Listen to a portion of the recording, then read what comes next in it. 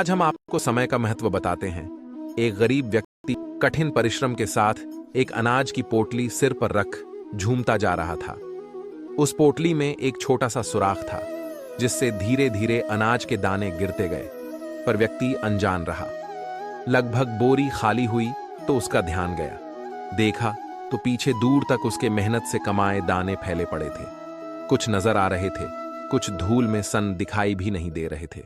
उसने गहरे दुख व ललक भरी दृष्टि उन दानों पर डाली, पर पछतावा ही उसके हाथ बचा। अंदर से एक ही भाव उठा कि काश मैं इन दानों को फिर से पा सकता। वास्तव में यही स्थिति व्यक्ति की होती है। समय हाथ से निकल जाने पर व्यक्ति निश्चित ही पोटली से बिखरे उन दानों को फिर नहीं पा सकता, परंतु यदि समय है तो परिश्रम करके दोबारा अवश्य एकत्र कर सकता है। बीता हुआ समय और बीता हुआ जीवन कभी दोबारा वापस नहीं लाया जा सकता। फिर भी हम सब क्षण क्षण करके पोटली के दानों की तरह परमात्मा की ओर से मिले समय को बिखेरते रहते हैं। पीछे बस इच्छाएं शेष रह जाती हैं।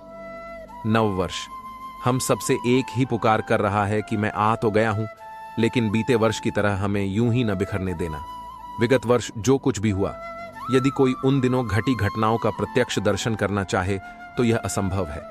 सदैव से यही होता आया है, इसलिए समय को काल भी कहते हैं।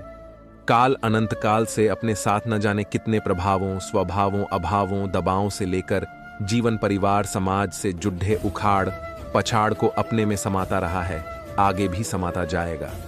लेकिन समझदार लोग मिले अनुभवों के सहारे आने वाले समय के उपयोग का तरीका निकालकर सुखमय भविष्य की ओर फिर से BRH चलेंगे। यही जीवन का उसूल है।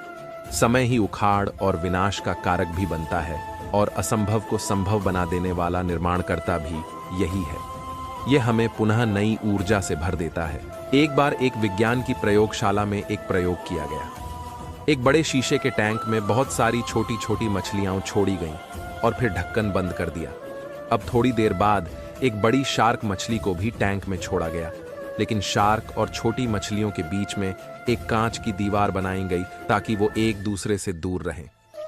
शार्क मछली की एक खासियत होती है कि वो छोटी छोटी मछलियों को खा जाती है।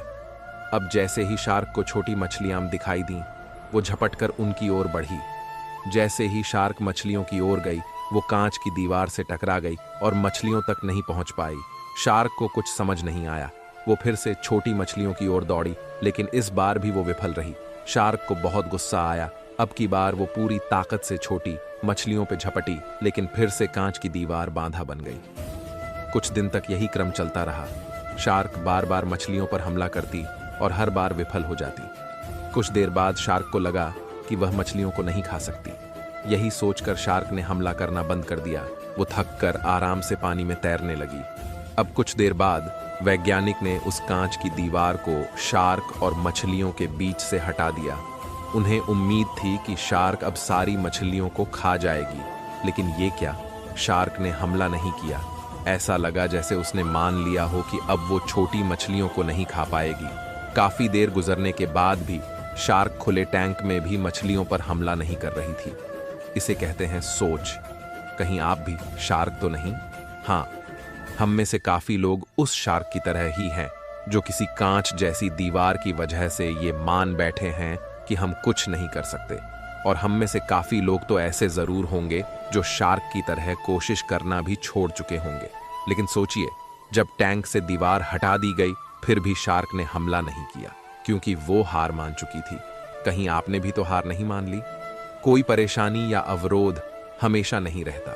क्या पता आपकी कांच की दीवार भी हट चुकी हो, लेकिन आप अपनी सोच की वजह से प्रयास ही नहीं कर रहे। बहुत समय पहले एक राजा राज्य करता था।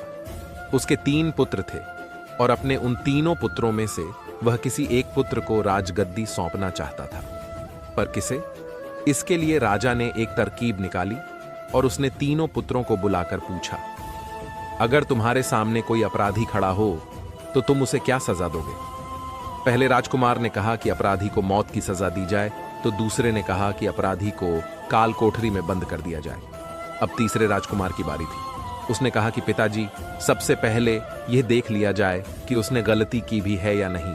इसके बाद उस राजकुमार ने एक कहानी सुनाई। किसी राज्य में राजा हुआ करता था। उसके पास एक सुंदर तोता था। वह तोता बद्धा बुद्धिमान था। उसकी मीठी वाणी और बुद्धिमत्ता की वजह से राजा उससे बहुत खुश रहता था। एक दिन की बात है, तोते ने राजा से कहा कि मैं अपने माता पिता के पास जाना चाहता हूं। वह जाने के लिए राजा से विनती करने लगा। तब राजा ने उससे कहा कि ठीक है, पर तुम्हें 5 दिनों में वापस आना होगा। वह तोता जंगल की ओर उड़ चला, अपने माता पिता से जंगल में मिला और खूब खुश हुआ। ठीक 5 दिनों बाद जब वह वापस राजा के पास जा रहा था तो उसने एक सुंदर उपहार राजा के लिए ले जाने का सोचा। वह राजा के लिए अमृत फल ले जाना चाहता था। जब वह अमृत फल के लिए पर्वत पर पहुंचा तब तक रात हो चुकी थी। उसने फल को तोड़ा और रात वहीं गुजारने की सोची। वह सो रहा था। हौली हौली हासिल मुकाम हुंदा आ, हौली हौली मेहनतां दा नाम हुंदा। से वह फल भी विषाक्त हो चुका था। जब सुबह हुई तब तोता उड़कर राजा के पास पहुंच गया और कहा, राजन, मैं आपके लिए अमृत फल लेकर आया हूं। इस फल को खाने के बाद आप हमेशा के लिए जवान और अमर हो जाएंगे। तभी मंत्री ने कहा कि महाराज पहले देख लीजिए कि फल सही भी है कि नहीं। राजा ने बात मान ली और फल में से एक टुकड़ा कुत्ते को खिलाया। कुत्ता तड़प तड़प कर मर गया। राजा बहुत क्रोधित हुआ और अपनी तलवार से तोते का सिर धड़ से अलग कर दिया। राजा ने वह फल बाहर जगह पर एक पेड़ उगा। राजा ने सख्त हिदायत दी कि कोई भी इस पेड़ का फल न खाए, क्योंकि राजा को लगता था कि यह अमृत फल विषाक्त होते हैं और तोते ने यही फल खिलाकर उसे मारने की कोशिश की थी। एक दिन एक बूढ़ा आदमी उस पेड़ के नीचे विश्राम कर रहा था। उसने एक फल खाया और वह जवान हो गया, क्योंकि उस वृक्ष पर उगे हुए फल विषाक्त नहीं थे। जब इस बात का पता राजा को चला तो उसे बहुत ही पछतावा हुआ। उसे अपनी करनी पर लज्जा हुई। तीसरे राजकुमार के मुख से यह कहानी सुनकर राजा बहुत ही खुश हुआ और तीसरे राजकुमार को सही उत्तराधिकारी समझते हुए उसे ही अपने राज्य का राजा चुना। इस कहानी से हमें यह सीख मिलती है, किसी भी अपराधी को सजा देने से पहले यह देख लेना चाहिए कि उसकी गलती है भी या नहीं। कहीं भूलवश आप किसी निर्दोष को तो सजा देने नहीं जा रहे हैं। निरपराध को कतई सजा नहीं मिलनी चाहिए। एक आदमी नौकरी मांगने के लिए आया। उससे उसकी काबिलियत पूछी तो बोला, मैं आदमी हूं चाहे जानवर, शक्ल देखकर उसके बारे में बता सकता हूं। राजा ने उसे अपने खास घोड़ों के अस्तबल का प्रभारी बना दिया। कुछ ही दिन बाद राजा ने उससे अपने सबसे महंगे और मनपसंद घोड़े के बारे में पूछा तो उसने कहा, नस्ली नहीं है। राजा को हैरानी हुई। उसने जंगल से घोड़े वाले को बुलाकर पूछा तो उसने बताया, घोड़ा नस्ली तो है, पर उसके पैदा होते ही इसकी मां मर गई थी, इसलिए ये एक गाय का दूध पीकर पला बढ़ा है। राजा ने प्रभारी को बुलाया और पूछा, तुम्हें कैसे पता चला कि घोड़ा नस्ली नहीं है? उसने कहा, जब ये घास खाता है तो गायों की तरह सिर नीचे करके, जबकि नस्ली घोड़ा घास मुंह में लेकर सिर उठा लेता है। राजा उसकी काबिलियत से बहुत खुश हुआ।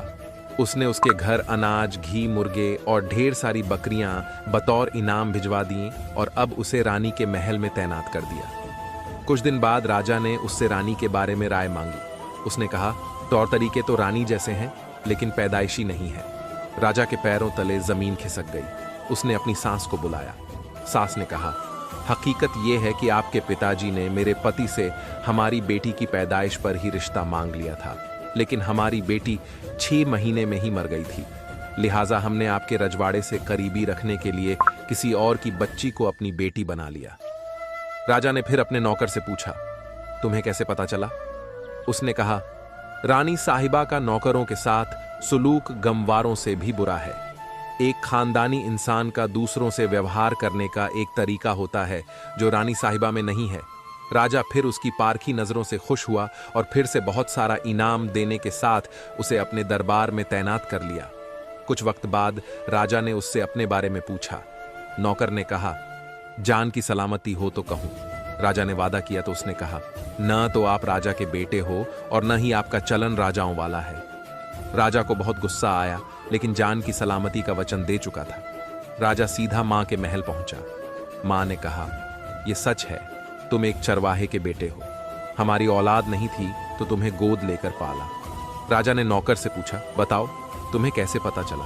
उसने कहा, जब राजा किसी को इनाम देते हैं तो हीरे, मोती और जवाहरात की शक्ल में देते हैं। लेकिन आप भेड़, बकरियां, खाने पीने की चीजें देते हैं। ये रवैया किसी राजा का नहीं, किसी चरवाहे के बेटे का ही